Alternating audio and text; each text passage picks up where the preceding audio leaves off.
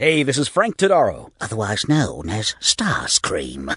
And you're listening to the Geekcast Radio Network. This is Starscream, the true leader of Cybertron, and consequently, all things Transformers. Get it?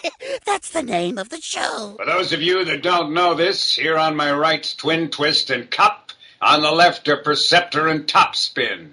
My name's Springer, and I'm in charge. Constructicons, it's time to rise up. Oh, hi, this is writer Tyler Blazinski, and you are listening to the Geekcast Radio Network. You've just jumped inside the pull bag. Join TFG1 Mike and the rest of the comic crew here at the GCRN as they make their great escape into comics. From DC, Marvel, and Image to IDW, Boom Studios, and Zenescope, we have everything right here. We cover things like Transformers, He-Man, superheroes, TMNT, and Radiant Black. Yeah, we have all that and so much more.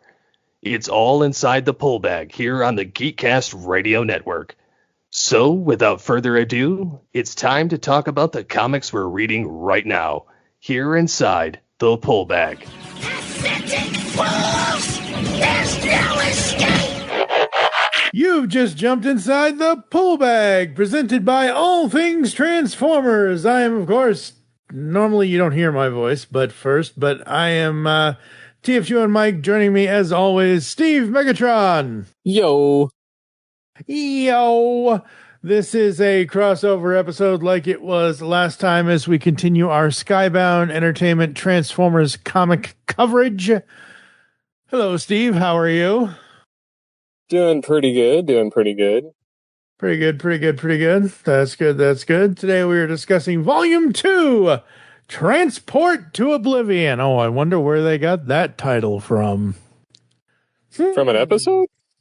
Yeah, I think so. There was a lot of Oblivion in this one. Yes, there was. This collects issues 7 through 12 of the ongoing comic series from SkyBound Entertainment under Image Comics. First up, the creative team is as follows. Writer is Daniel Warren Johnson. The artist on this run of the series is Jorge Corona. The colorist is Mike Spicer. Letterer is Russ Wooton. Editor, as always, is Ben Abernathy. Publication design was done by Andres Suarez, and the production was done by Richard Mercado. Now, just as last time, I went and I did something different, and I went and I looked because I was curious to see what Google AI summary would say about these trade paperbacks, because I was just curious to see what the artificial intelligence would say versus what actual intelligence would say. And actually, it was surprisingly accurate. In Skybound's Transformers Volume 2, Transport to Oblivion, collecting, as I already said, issues 7 to 12, the conflict escalates and the war expands beyond Earth to include a dying Cybertron. The return of Shockwave. The plot centers on Shockwave, who has remained on Cybertron. He initiates a plan to harvest Earth's resources to revitalize their home planet, regardless of the cost to humanity. He initializes a massive space bridge to siphon energy, creating a literal bridge between two worlds that threatens to tear Earth apart. A bridge between two worlds. It's funny that that's written like that, because now all I have stuck in my head is that Hannah Montana song for some odd reason. Maybe that's just because, sadly, Ms. Dolly Parton recently passed away. Don't worry, folks. This episode of The Pullbag is going up immediately, so that news is not exactly... it's current. We have internal conflicts, Decepticon leadership. Soundwave takes command of the Decepticons on Earth, leading with more pragmatic and brutal efficiency than Starscream. However, tensions arise as Shockwave's directives from Cybertron begin to clash with the ground team's immediate survival. Meanwhile, the Autobot doubts. Optimus Prime faces a crisis of leadership. While trying to protect humans like Carly and Spike, he realizes that some of his own soldiers and humans they protect question if his pacifist leanings are making him too weak to win a total war. I wonder. We also have key plot points like Cybertronian reinforcements. The story introduces Elita 1 and her resistance cell on Cybertron, revealing the desperate state of the planet. We have the bridge battle. A massive showdown occurs at the Space Bridge. We have brutal consequences. The volume continues the series' signature visceral style, featuring high-stakes combat where Transformers suffer permanent gruesome damage. What does that say? Emphasizing that no character is safe. The fate of two worlds hangs in the balance as Optimus is forced to choose between the survival of his species and the protection of Earth. Dun, dun, dun. I think we said in the last episode, and it's well documented and known when Daniel Warren Johnson was writing on this series, because currently, as of this recording, they are up to issue 35 or 30. Yeah, 35, 36, something like that. When he was writing on the series, he has said that he was a huge G1 fan and it was a dream come true for him to write the story and create his own version of Generation 1. And that's kind of what he has done here. And this whole arc of the story is essentially, like the title of the trade says, Transport to Oblivion. He essentially tried to comic book form what that episode, those episodes of the old G1 cartoon were. Bringing Cybertron to Earth. That's what this is. It's like this one kind of mixed a bunch of episodes, though. Yep. So. Yeah. Yep. What are your overall thoughts on, I mean, we're going to go issue by issue because I have notes from that was just the Google summary stuff that I had gotten stuff, but I do have notes for each issue. But what are some of your, let's start with issue 7. What did you think of issue 7? That's the first one in the trade, correct? Yes. Well, I thought it was interesting. We had a big battle with the Decepticons. Yep. Especially Starscream sniveling and Soundwave taking command. Yep. And then Starscream being obliterated. Yes. Yeah. It's so funny going back to these because, like I said, for 3 years I've been doing another comic review. Jesse Early, aka Matrix Prime, his Energon Universe podcast with him, and we do it with Ryan the Uneven Flow Merkley as well. And we are current as to whatever the current issue is. So it's so weird for me going back to this now and rereading this now versus when we originally covered it 3 years ago. And it's making me remember, oh yeah, that like when Mask first was introduced, like when Matt Tracker from Mask was first introduced in one of the G.I. Joe issues, I was like, oh yeah, that's when that happened. But yeah, Starscream now versus where he is right now in this trade versus where he is currently in the story. It's crazy. But yeah, no, so yeah, we've got Starscream. Soundwave begins to basically beat Starscream to a pulp without hesitation. That's crazy. Some of my notes include I love that Starscream calling out the cheating when we all know he would cheat in a heartbeat. He would have done it first, hands down. Yeah, exactly. Yeah, he doesn't care about any of it at all whatsoever. I've waited for this moment a long time, Megatron, and my time is now! I love at the end of the issue what Optimus says, "Steel yourselves, Decepticons, we are coming for you." I'm like, that's not even the Bayverse like I can't even like it just it's so, I don't know, man. Like they definitely mixed some of Yeah. they mixed some of the movie and some of G1 and some of the 86 movie just by some of the aesthetics, like the scene where he's like steal yourself. Yeah. I don't know what the deal is with the baby thing. Yeah, that was a little. It's weird. I don't know. It's like the Matrix is giving him future visions or something, or past visions, because I mean he's got his arm back. Yeah, it's crazy. It's just crazy. I will say though that between Jorge Corona and Mike Spicer, and even Russ Wooton on the lettering, like the entire art team, I've said this even up to today. I love the art in this book. The art, it's just amazing. It's kind of got that almost late G1 Marvel grittiness to it without necessarily having like the realistic eyes. Yeah. Yeah, absolutely. I definitely like the artwork more than I liked it from IDW though. Yeah, I mean, well, and again, IDW used a handful of artists over their run. Like it wasn't always and the same thing here. I mean, you've got the first arc, it wasn't Jorge Corona. It was, well, the first arc actually was Daniel Warren Johnson. He was pulling double duty. He was doing writing and art. So Jorge Corona is the artist here. And then when we get to the next arc, I don't know if volume 3 is Jorge Corona off the top of my head. I'll have to look.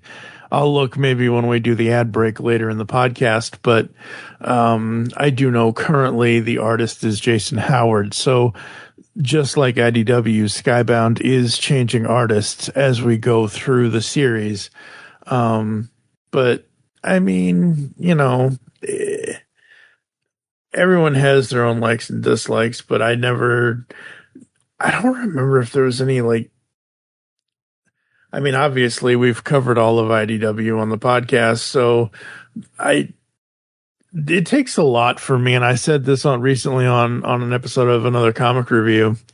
For me to stop reading a comic, whether it's writing or art, it takes a lot for me to, oh my God, I can't read this. It takes a lot, it takes a lot for me to just completely walk away from a comic book. And so far, Transformers, G.I. Joe, Mask, Void Rivals, none of it has, and you and I haven't even I don't think we've gotten into Void Rivals yet. I hope you're going to like that. I think you will. So they did change some art direction for the next one. Because you get Ryan Otley, Jason Howard, and then Jorge Corona. Yeah. But the colors and the details are different. It looks more cartoony. Which I'm not opposed. Yep. Absolutely. Let's see. Other notes I had. Let's see. In issue 8, we got Astro Train. That was a highlight for me. Love seeing him in this series. I love in in issue 9. I love Optimus basically calling out Shockwave. He's like, "Did you forget the beatdown I gave you last time, Shockwave?" I absolutely love that. While I do love Shockwave overall as a character, I love when Optimus ends up, just that was cool as hell. Yeah, I think part of my main highlight for this arc, honestly, was seeing the scenes with Astro Train. Those were my main highlights, like seeing Beachcomber rescue Spike from Astro Train. I thought that was cool. But yeah, no. Well, then we get Ultra Magnus. Yeah, oh yeah. And Ultra Magnus, man, man. Huh? I didn't even know that was him. Yeah, no. Like, I mean, Daniel Warren Johnson did that dude dirty. Like, I mean, just coming back from almost, yeah, just like coming back from almost nothingness. It was just crazy. Just crazy. And I like how the humans are here, but they're not like it. I would say this trade specifically is like something like 60-40, like 60% robot, 40% human. The humans are here, but the humans aren't always in the, like, the humans don't take away from the robot stuff. They work with it.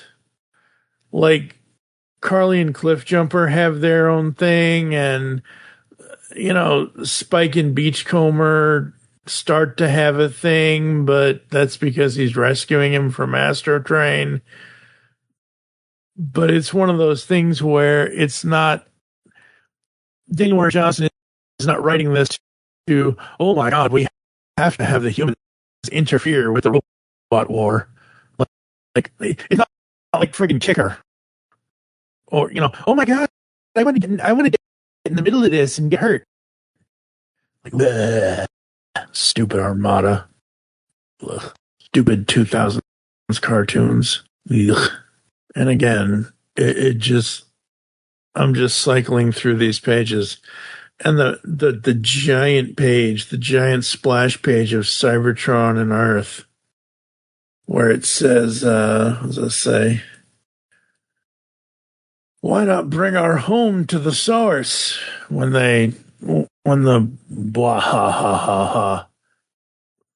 Just, oh man, that page is amazing. I love the little intricacies in comics sometimes, but when they do giant splash pages like that, I love that stuff because it just looks so cool. You'll hear coming up in the podcast episodes 591 and 592, which is Eduardo M. Fryer and I doing G.I. Joe Volume 1 and Volume 2 from SkyBound. And in those, we talk about giant splash pages for that comic series. And I say the same thing. So it's very cool, very cool. But yeah, how do you feel about SkyBound's presentation of trade paperbacks? What is your opinion of that? Because I don't particularly like how they start with Volume 1 begin, or Volume 2 begin, and then they just have the whole story. There's no, you can't tell the breakup between the issues. So it's kind of a double-edged sword. Like, if you're reading it, you know, like you'd read a regular comic, it's confusing in the sense that you don't know where one ends and one begins. Right. If you never read the originals. And then with their trades, like, it's nice from the perspective that you get the whole comic, like the whole storyline, not broken up. Mm-hmm. But again, like I said, there's no way to know, you know, I almost wish there was like some kind of a footer on the pages that say which issue it was from and which page number. Yeah, exactly. So that you can kind of reference it, but it's not like blatantly like the covers on the front of it. Yep. Yeah, see, that's the thing. Like, that's what I've always liked about other companies, how they, like, again, say what you will about IDW and how whatever, or DC or Marvel, but specifically how IDW did it was, and this is what I loved about them, this is a way for us to get either the main cover or a variant cover. Let's say you get to the end of issue 7 and it's the last page. They would put an alternate cover for issue 7, and then the back of that page would be either the main cover of issue 8 or something, and then issue 8 would start kind of thing. It was like DC, Marvel, whatever, same thing. Like what I always liked about the split up and using the comic pages was you got the comic pages of art. And that's the other thing that they don't do.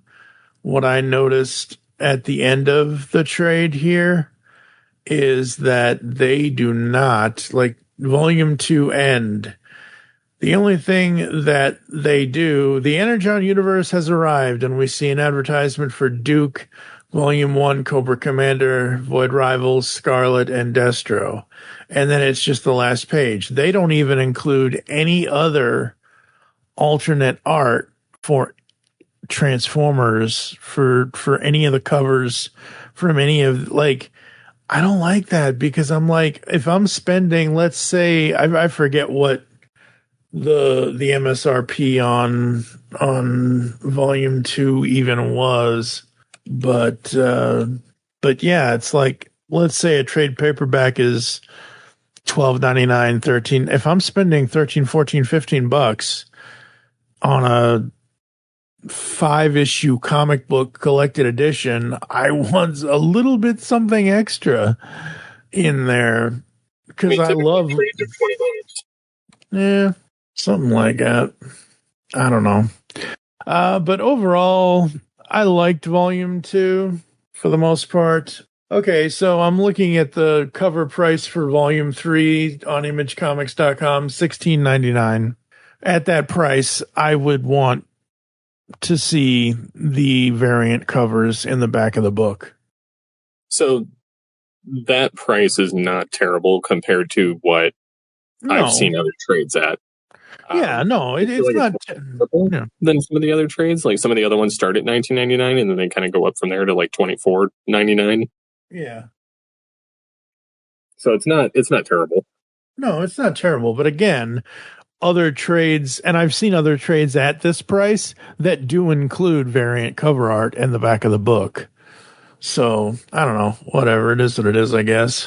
But volume 2 for Transporting to Oblivion, I think one of my favorite images is I forget what page it is. Earth needs me. Earth needs us. Please, your people need you. I need you. Alita pushing against his Megatron arm. Alita and Optimus.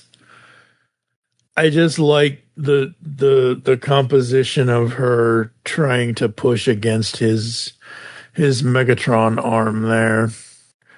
Because this was still at a time when he had Megatron's arm as his right arm. What a way to sell toys, folks. What a way to sell toys. Oh, I know, and they charge $90 for that. And it's not even with the trailer. That's the worst part. I know. I'm like, I can 3D print that arm. Yep.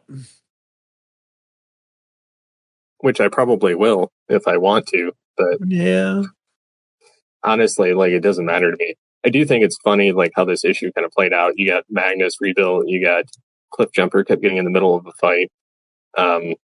Beachcomber was stranded on Earth. Yep. Or on the moon, actually, and then ended up on Earth. During the moon landing, he hitched a ride. Yep.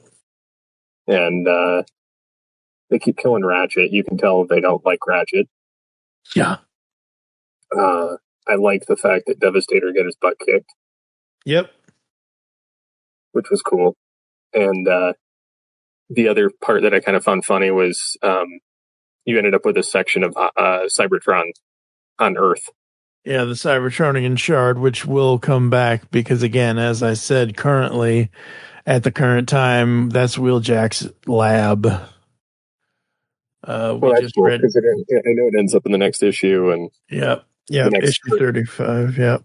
Yeah, the interesting thing about the end of this trade was that because of Optimus having Megatron's arm, supposedly Megatron's personality is starting to rub off on him.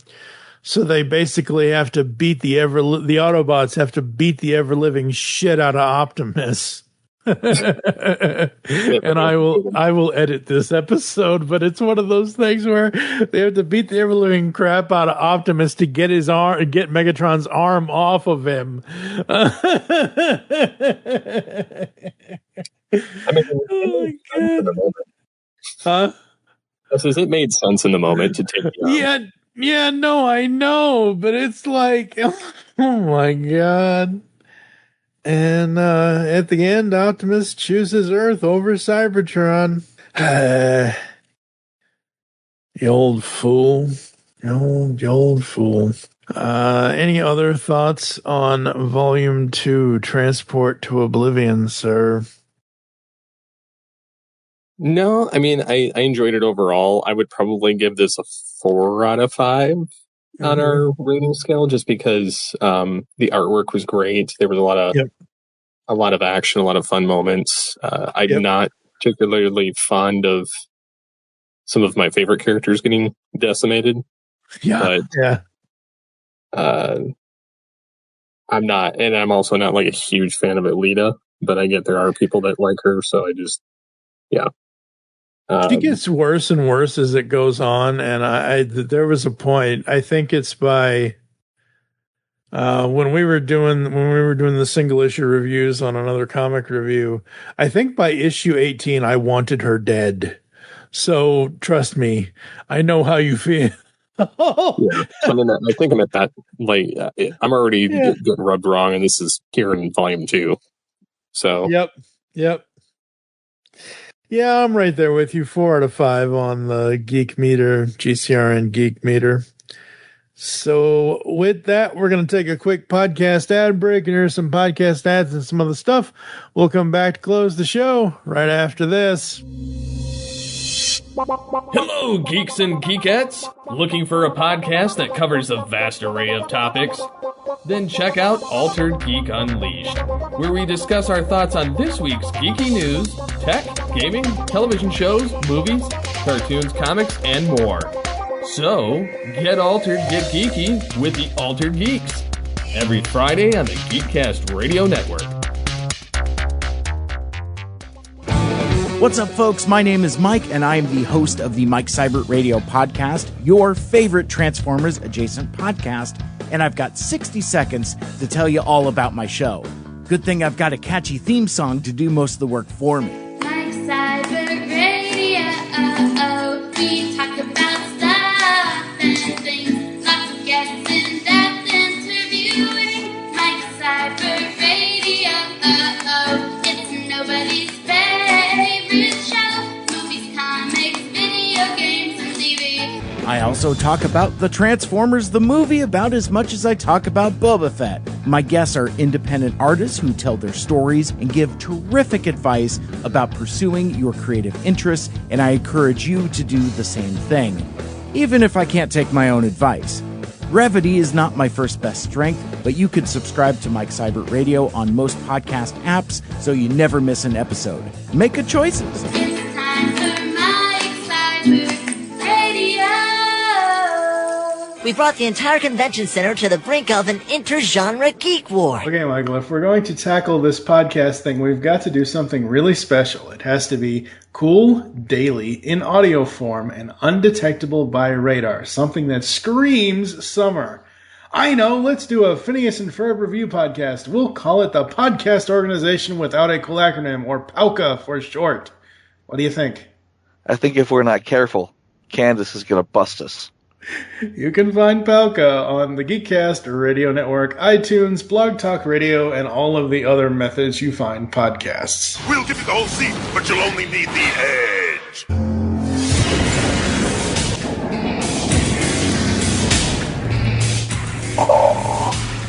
Welcome to my throne room, Future Tales. The Beast Unleashed podcast is over, not gone. You can hear more of this great podcast, discussing all the episodes of Beast Wars and Beast Machines on GeekCastRadio.com, we include voice actor and writer interviews with stellar hosting by Steve, Mike, and Michael. Head on over to iTunes or the net, or else I will send you my vehicles to extract your spark and destroy you. Yes.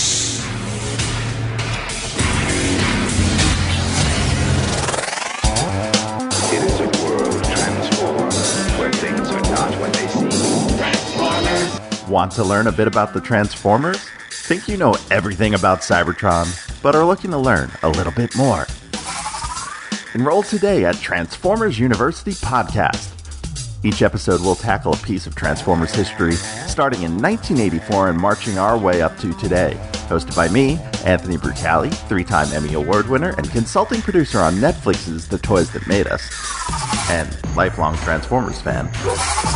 We'll go on a journey through cartoons and comics, toys and movies, and all the weird esoterica from around the world, chronicling the adventures of everyone's favorite robots in disguise. Listen to Transformers University on iTunes, Google, Spotify, YouTube, and wherever you get your favorite podcasts. Transform and roll out!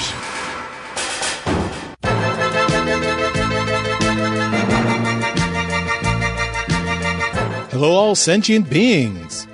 Want the latest on everything going on in the Transformers multiverse? Check out the Transmissions Podcast Network.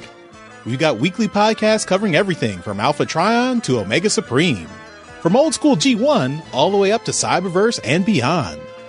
And you don't want to miss Empire of Rust, the world's first and only Transformers live play role-playing game podcast. If you love Transformers, there's something for everyone at transmissionspodcast.com.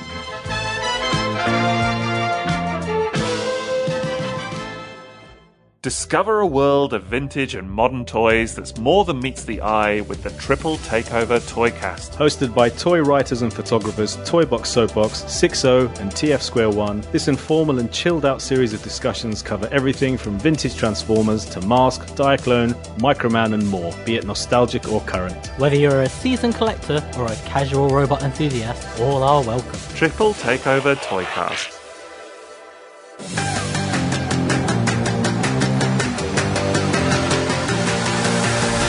Hi, welcome to Up Nerd.